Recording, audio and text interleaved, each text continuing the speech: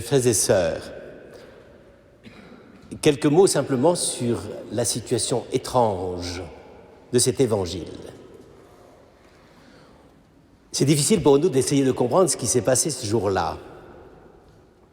En fait, c'est un peu une bataille médiatique. Vous savez aujourd'hui comment fonctionnent les médias. C'est devenu un champ de bataille.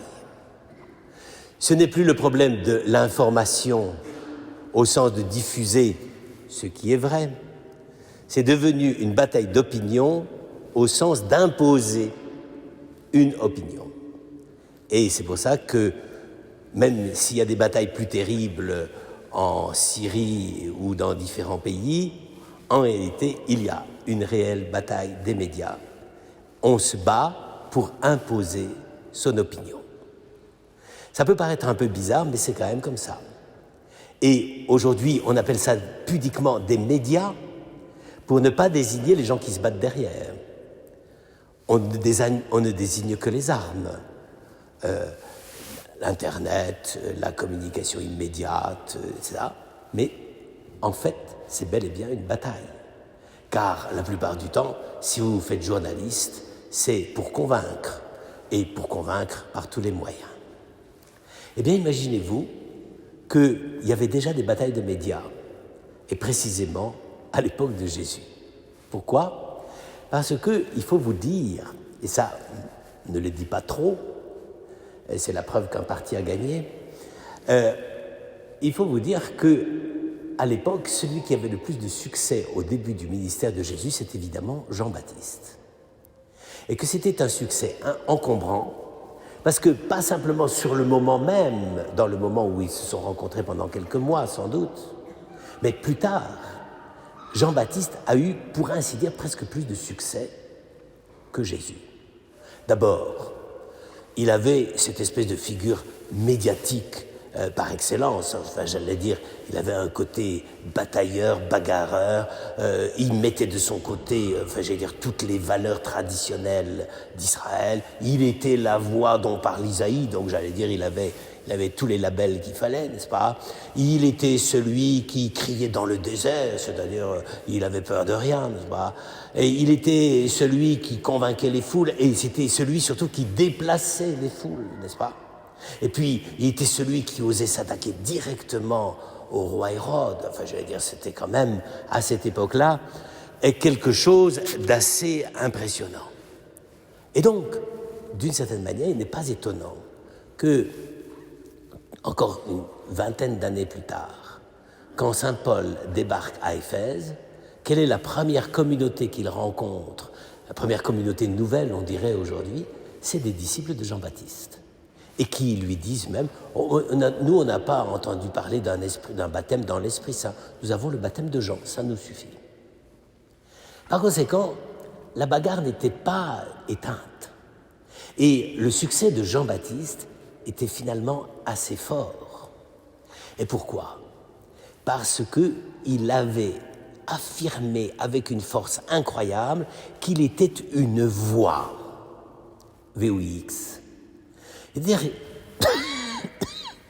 il n'avait pas peur de dire la vérité en face. Vous me direz, Jésus non plus, c'est vrai. Mais ça n'empêche que lui, Jean-Baptiste, il avait, si je puis dire, un culot monstre. Il osait affirmer que tout allait mal. Ça plaît toujours dans les médias, hein. Vous avez remarqué, pour essayer d'estimer la valeur du vaccin, plus on dit que ça va mal, mieux c'est. Mais c'était aussi quelque chose qui plaisait à l'époque. Il disait, voilà, la cognée se retrouve à la racine des arbres, tout va mal, tout est fichu, etc.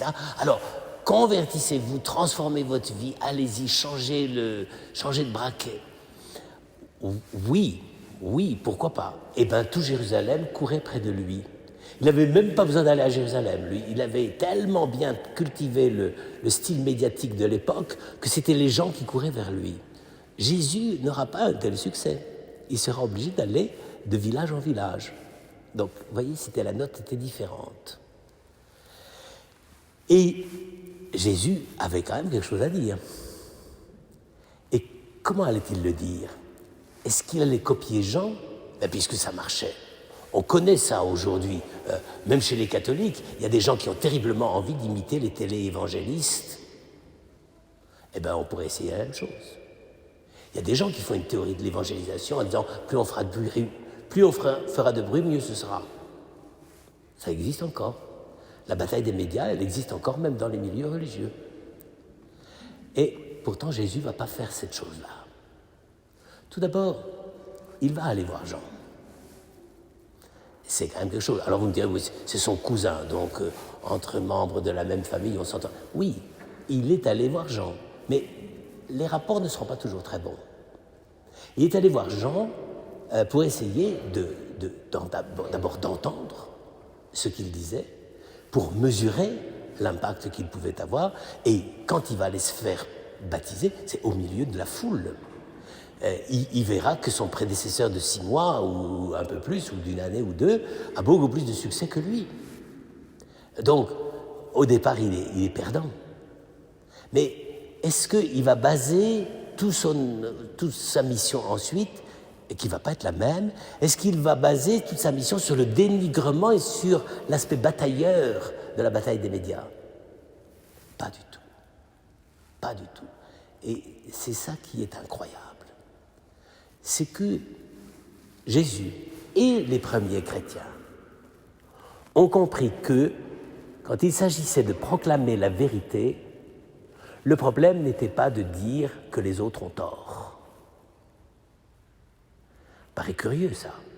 Parce qu'il y a toute une partie de l'opinion catholique aujourd'hui et qui, la plupart du temps, pense les autres, ils ne comprennent rien, ils ne comprennent pas, nous sommes les seuls, les purs, les durs, et c'est nous qui avons le véritable évangile. Oui, je le crois aussi. Mais, comme disait l'autre, il y a manière et manière de le dire. Et donc, ici, nous avons un évangile qui nous raconte, en début de l'évangile de Jésus-Christ, un petit résumé de la vie de Jean. Étrange. On ne commence pas une biographie, vous me direz peut-être que si, ce serait très bon, on ne commence pas une biographie de Joe Biden en racontant la vie de Trump. C'est pas le meilleur moyen publicitaire, n'est-ce pas? Eh bien là, les évangélistes ont dit ce qu'avait été la vie de Jean-Baptiste. Et nous n'avons de détails sur la vie de Jean-Baptiste que parce que les évangélistes, et Jésus lui-même, en ont beaucoup parlé. C'est-à-dire que quand il s'agit de proclamer la vérité, le problème n'est pas de démolir ce que disent les autres.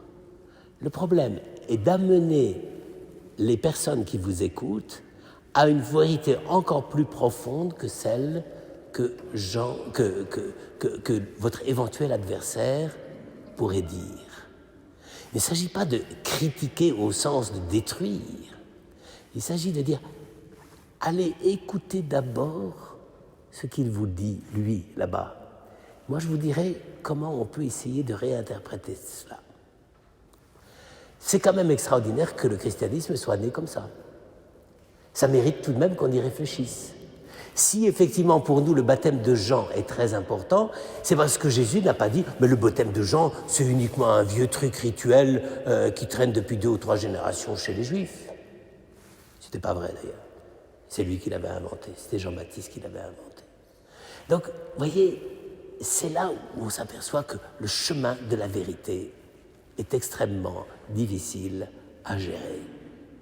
Le chemin de la vérité, ce n'est pas de dire « moi, j'ai la vérité, les autres ne l'ont pas ».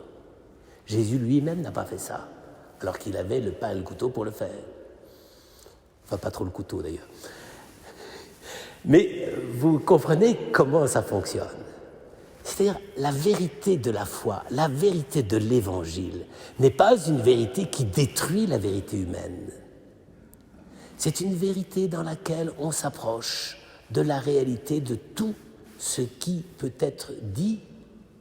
Et sur la base de cela, petit à petit, on essaie de comprendre ce qui se passe. Or, qu'est-ce que disait Jean? Il disait une chose très simple. Il disait « attention, attention, ça va mal finir, ça va mal se passer ». Eh bien, Jésus savait que de toute façon, ça n'allait pas très très bien finir. Et donc, il n'a pas voulu détruire cette mise en garde et cette mise en alerte de Jean-Baptiste. Et le baptême, au début, c'était ça.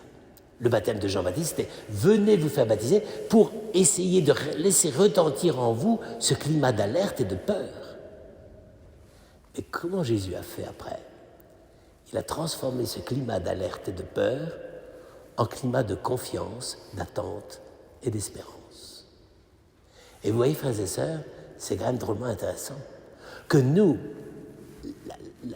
les premières manifestations de l'Évangile par Jean-Baptiste, car dans l'Évangile, on ne nous dit pas que Jean-Baptiste a dit que des bêtises. On dit, voilà, il a tiré la sonnette d'alarme.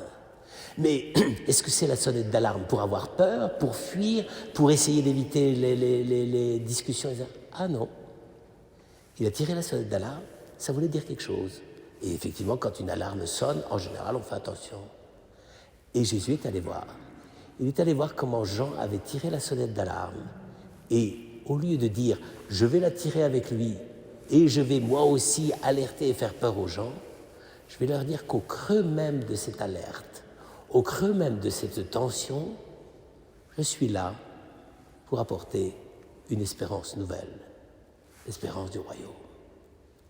Vous le voyez simplement, frères et sœurs, à travers ces quelques mots du Seigneur, de l'Évangile, eh bien, nous découvrons tout un programme. Notre manière d'être chrétien aujourd'hui, surtout dans une période où tout le monde veut tirer la sonnette d'alarme, ce n'est pas de dire il n'y a pas d'alarme, mais ça consiste aussi à dire, eh bien, quand il y a alarme, il faut essayer de comprendre. Et qu'est-ce que Dieu peut nous apporter au milieu de tout ça? Il peut nous apporter le salut. Et c'est ça, au fond, la fête du baptême de Christ. En présence même de celui qui annonce une sorte de catastrophe imminente, et je pense que Jean-Baptiste pensait que la fin du monde était pour le quart d'heure suivant, eh bien, le Christ vient, il se fait baptiser. C'est-à-dire, il essaye il veut entendre ce que dit Jean-Baptiste sur la nécessité d'une alerte pour réveiller le cœur des hommes. Mais en même temps, il dit, bon, maintenant, je n'ai pas à détruire cela. Je veux, au contraire, donner aux paroles de Jean-Baptiste une véritable dimension qu'elle ne possédait pas. Et à partir de ce moment-là, eh bien, Jésus a prêché. Et le maître mot, eh bien, ce sera tout simple. Le royaume de Dieu est au milieu de vous, car le royaume de Dieu, c'est lui.